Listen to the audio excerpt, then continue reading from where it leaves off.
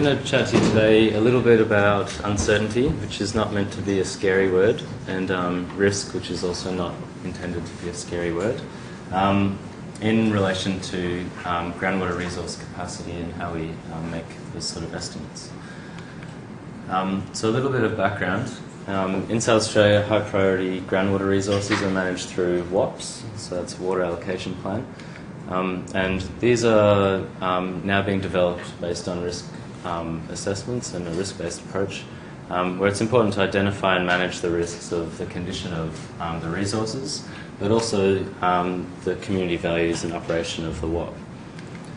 So part of doing that is also understanding how much groundwater, in this case, can be extracted for consumptive purposes without causing unacceptable impacts. And so that's impacts to the condition of the resource, the community values, and the operation of the WAP.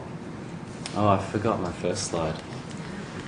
Right, so I'm trying to fit in as much as possible here, obviously. So this graph in the front sort of sets the context for what I was starting to talk about. So generally, when you first think about a groundwater system, you don't really know too much about it. You might have geological maps that have been done by geologists a long time ago and updated since. And there might be some groundwater users in an area, but there's really not a great deal of confidence in exactly how that groundwater system behaves, how old the groundwater is, how different processes interact. And so that uncertainty starts off being somewhere high, right? Like you want to find out whether you can do some assessments to decrease the uncertainty in how the system works, how a system might respond to different stresses on that system. And so if there are higher value assets or a really good groundwater resource or an important social or environmental asset in that area, then you want to know whether the risk to groundwater development is high or low and where you sit. So the concept is that if you start from a place of not knowing too much about a system and move towards knowing more about the system, you discover whether the risk of something bad happening is going to increase or decrease. And the idea, obviously, is to decrease the risk. So remember what I said before. One of the basic sort of approaches to defining how much groundwater you can take without having unacceptable impacts is looking at quantifying the resource capacity. And so that usually is making estimates of groundwater recharge. And so you might come up with your estimate of the total amount of groundwater in the system, and then some of that is used as groundwater pumping for groundwater users, and the rest goes to environment and also to base flow and interacts with the surface water system. But if we're being honest, there is some uncertainty about that number we come up with because of the methods that you use and the just implicit to a long-term averaging approach. And so there are ways that we can start to assess, as we understand more about a system, the condition of that resource as it changes from year to year or over a longer term. So things like rainfall variability can become quite important. So for example, in the Barossa, a spring flow in the river might look like that one year, or on an average year, for example, but sometimes it'll look like that. And so these sort of large flows can happen frequently or infrequently, and from year to year, the number of flows like this can change. And so when you make assessments based on a long-term average, and then in some years you get things like this, the resource can respond to those. And so one thing we can understand using historical information is how a system might change from your average sort of winter and spring flows to then going dry over summer. Lots of streams, particularly in South Australia, are ephemeral. They go dry every year, and that's a normal thing. But something that's important to know is what is the timing of that change. So if someone has a surface water allocation for a stream, and at the time when they need to use it, it goes dry, the timing of that availability can be quite critical in terms of their options for different water resources for irrigation or whatever other purposes. And so so resource capacity in isolation doesn't cover risk very well, and so that's where the more detailed type approaches become important.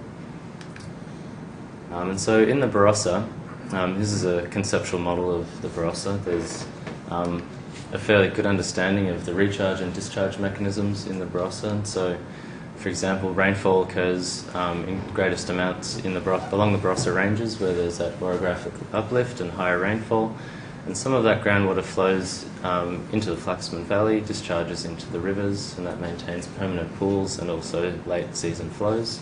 Some of it also flows towards the west and reaches down into the sedimentary aquifers along the Barossa Valley floor. So we have a good idea of the structure of the geology and also the way the groundwater and surface water systems interact. As I mentioned already, base flow makes up a large component of the river in a lot of the Barossa, but also there are areas where the river loses water to the groundwater system, and that's important for local groundwater resource, and groundwater resource is quite sensitive to that loss in a lot of the areas. And so we also have lots of information in the Barossa about the historical groundwater salinity and the water level trends over time. And trying to unpick the stresses on the system and then the impact that has is quite a challenge usually, particularly when things change from year to year or over the season. But something that is important to look at is people want to know what's going to happen in the future. And so using all of the existing knowledge and information, you can develop numerical models. And some of the earlier speakers have talked about numerical models before, but really what we want to be able to do is come up with predictions of what a likely pumping regime might be, or a likely climate might be, or a modelled future climate, and then look at how those different stresses on the system have different impacts to the condition of the resource. So I'll just give you a quick couple of examples, starting with groundwater levels, and I'll just show two different pumping sets, so an average pumping and a higher pumping. And then those also have a wet historical climate, and I say wet in a relative sense compared to a future drying climate. And a groundwater hydrograph might look like this. There's observed data that we can get from WaterConnect, and this represents basically the storage that's available within the aquifer. And so that varies year to year based on seasonal recharge and discharge in the system, and then it can be affected by pumping as well.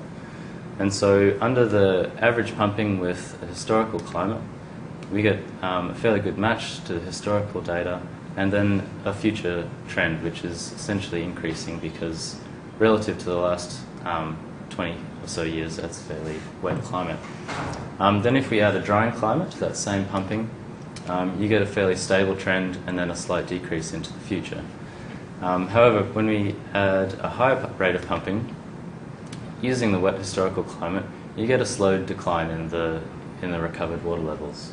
And so when you then add a drying climate on top of that, you get a steeper gradient away. So this gives you a feel for the risk of these rates of decline in the future if certain sets of pumping and climate come to occur. And so that's one of the main advantages of doing numerical modelling, is that you're able to think about what's a realistic situation in the future, and then you make predictions based on that and estimate what the risk or likelihood of bad things happening is. So another quick example is the impact on base flow. So I'm preaching to the converted here, but stream flow is often made up of a large proportion of groundwater discharge, and we call that base flow. And so in a low base flow year, those are those points where the cease to flow might happen sooner compared to higher base flow years. And so we can use that for a reference point to look at, relative to that low base flow year, what might it be like in the future. And so one example is during that average pumping and wet historical climate, the groundwater discharge or base flow is less than that 94 flow for 10% of the time in the average and wet scenario, whereas it's below that flow much more frequently in the drying climate. And so we can look at that for different locations in the Barossa. And as you can see, if we just focus on that the third row, you can see that comparing between the average and historical climate with the higher pumping and historical climate, it's fairly similar. Whereas if you add the drying climate, there's a big difference in those two base flow numbers. And then in the higher pumping with the drying climate, there's a jump larger than the jump between those two climates. So we can say that the reduced base flow in the future is quite likely given average pumping and higher groundwater pumping, and those reductions are amplified by the future climate with a future drying climate. So to briefly summarise, our Barossa experience demonstrates how when you attempt to quantify the uncertainty or put numbers on your assessment of how different processes interact, it can help to clarify the risk, and that's important when we start to develop policy. And because in the Barossa the risk to the resource and also the social and economic value of the area is quite high, we want a greater confidence in the science so that we can underpin the policy in a more appropriate way. And numerical modelling allows that to be investigated and look at future impacts based on what we think may happen in the future in terms of pumping and future climates. And so this leads to an increased stakeholder confidence if we communicate those messages well, and the development of fit for purpose and improved policy. Thank you very much.